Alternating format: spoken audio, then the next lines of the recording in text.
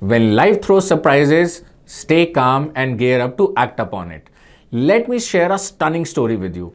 A friend of mine got married a few years back, and one of the first things he and his wife did was create a financial plan. They listed everything they wanted to achieve in their life and planned how would they go about achieving them. Now, one of the key items on their list was having a child, and they planned how they would invest for kids' schooling to college to all the way to marriage. And then they started monthly SIPs for their goals. They were all set. But all their financial planning went for a toss when the doctors broke the amazing news that they're going to have twins. So whatever they had factored in the expense related to one child, they had to double the amount because they had to now take care of two children. He had to increase his life insurance cover, figured out what will be the new SIP amounts, and so on. Basically, he had to rework his goals, finances, and create a new investment plan. This is a perfect example of how assumptions can go wrong in financial planning. And you need to make a lot of assumptions while making a financial plan. You have to assume the rate of inflation, assume the rate of return you will get, how long will you live, and so on. And a wrong assumption may mean that you would need to rework your entire financial plan. In this video, we will talk about different factors which you should keep in mind while planning your financial goals and how these factors can change.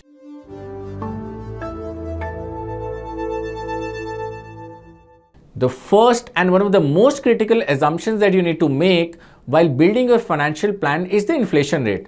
After all, you use that number to calculate the inflation adjusted value of goals and then work backwards to understand how much you need to invest. But before you jump onto the calculation part, you need to make sure that the inflation number you're assuming is correct. So what is the correct inflation number? 4%, 6% or 10%? What inflation number should you assume to calculate the true future value of your goals? On the face of it, it doesn't look like an important question. After all, a 2-3% difference between your assumptions and the actual numbers might not look significant, but it can create a very big impact. Let me explain this using an example of retirement. Let's say your current expenditure is 50,000. Now, at an annual inflation rate of 6%, you would need around 1,60,000 per month after 20 years to maintain the same lifestyle. However, if we assume a lower inflation rate of 4%, your monthly expense requirement would be 1,10,000. This estimate of monthly expenses during retirement forms the base for calculation of your total retirement corpus. The higher the monthly expenses, the higher should be your retirement corpus and vice versa. Now, as you can see in the table, you would need almost double the amount if you assume a 4% inflation rate, but the actual rate turns out to be 6%. And so if you assume a lower rate than actual, you will end up accumulating a lower retirement corpus than required and might run out of money during golden years. Now, the big question, what should be the inflation rate one should take? Take a look at the graph on your screen. Historically, India's retail inflation rate, that is the consumer price index, has ranged between 2% and 20%. If you take the average, it will come to around 6%. So in the case of retirement planning, you can assume a 6% inflation rate, but you cannot assume the same rate of inflation for all your financial goals. For your children's higher education, you should assume a 10 to 12% rate of inflation. Now, if you're wondering why a higher inflation rate for a higher education goal, hear this out. The 2023-25 batch of IIM Ahmedabad will pay around 31.5 lakhs for their 2-year program. The school charged less than 5 lakh rupees in 2007. This is nearly a 530% jump. So the fees has risen by an average of 12.7% every year in the last 15 years. If it continues to grow at the same rate, it will cost more than 2.5 crore to do an MBA in 2040. It's not just post-graduation courses, even undergraduation courses like engineering have seen a similar rise. Now, once you have decided the right inflation rate for your goals, you can go ahead and calculate the corpus you need to accumulate for that goal. Let's take an example and see how that works. The table on your screen shows the inflation adjusted value of your goals. So if you plan to retire today, you will need 2 crore rupees. Accounting for inflation, you will need a corpus of 8.58 crore rupees if you were to retire 25 years later. Similarly, for your children's higher education, your target corpus will go up from current cost of 20 lakh rupees to 83 lakh rupees in 15 years. Now, we've spent enough time figuring out what should be the rate of inflation you should be taking and why is it important. Now, let's move to the next part.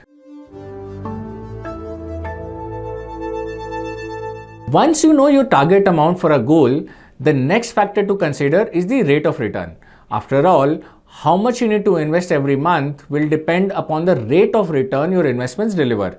The higher the return, the lower will be the monthly investments and vice versa. Now, it's always better to assume a conservative rate of return to ensure that you don't fall short of money as you reach your goal. Let's take a look at how much rate of return to expect from different asset classes. Equities are the best investments if you want to earn inflation-beating returns in the long term.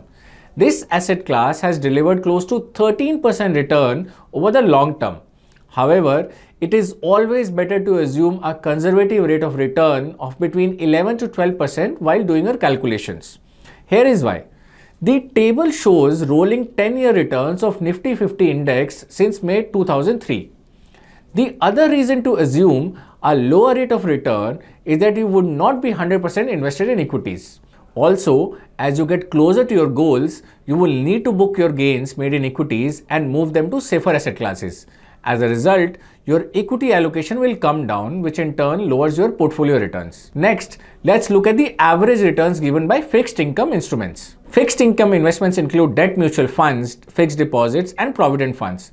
In the current interest rate scenario, one can assume a 7 to 8% return from short duration funds or dynamic bond funds. Their long-term average is around 6.5 to 7%. The table shows the returns delivered by different categories of debt mutual funds across time periods. Another table on your screen shows interest rates offered by the bank FD. Earlier, investors paid lower tax on debt mutual funds, but this has now changed. Now the taxation of debt funds and fixed deposits is the same. The gains made in these products are added to your income and you need to pay taxes based on your tax slab. So let's say you make 7% returns on debt investments over the long term. Your effective post-tax returns will be around 4.9% if you are in the 30% tax bracket. Now, FDs are a fantastic product for short and medium term investments. But if you are investing for long terms, you can consider debt funds because it is much easier to rebalance your portfolio using debt funds than FDs. So essentially, your assumed rate of return for the calculation should be based on the investment you choose.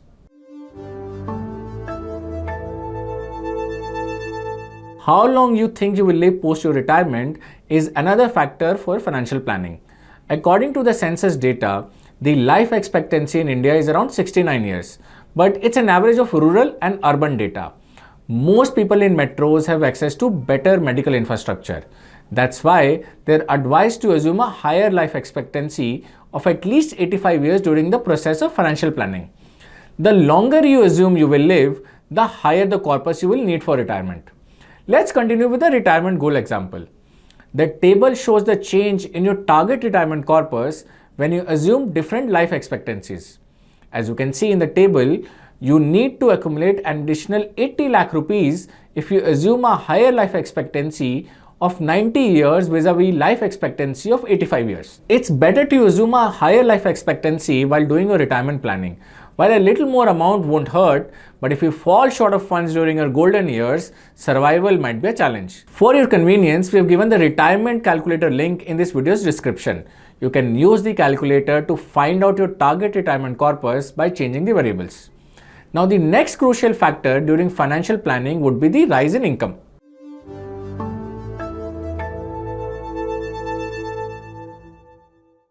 So far, we have looked at assumptions you can make for inflation, returns on investment, and life expectancy. For all of these, there are some standard data available that can guide your assumptions. However, the next parameter we're going to talk doesn't have such references available. When we make a financial plan, the next thing we have to assume is the increase in our income.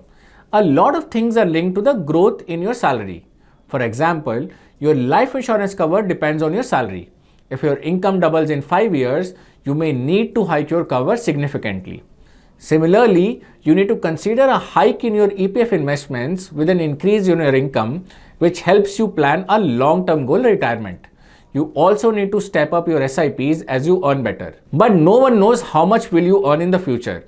You may have some clarity if you have a government job. But for those who own businesses or work in private sector, it's impossible to know what will they make in the future. So how do you tackle this? There is no one way to do this, but here are some ways you can think about it. One way is to look at the annual increments you have received since the beginning of your career. Typically, those are in the range of 5 to 15%, and then you can decide on a number. The second way is to look at your overall income growth since you started working. Here, you won't just look at the increments, but also the hikes you have received on changing jobs. The third way is to assume income growth at 10% and plan everything around this. The trick is to ensure you take a number that's realistic. Don't be too conservative or too aggressive.